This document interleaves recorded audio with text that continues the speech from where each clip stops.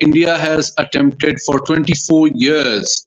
to misrepresent the freedom struggle of Kashmiri people as terrorism. Whereas it is very important to clarify that according to international law, UN Charter, as well as law of armed conflict,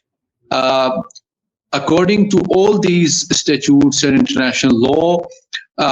any people or community which is living under foreign military occupation have a right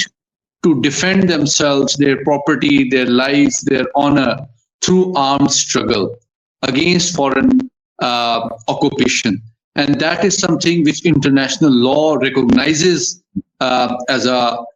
international legal right, and an Indian attempt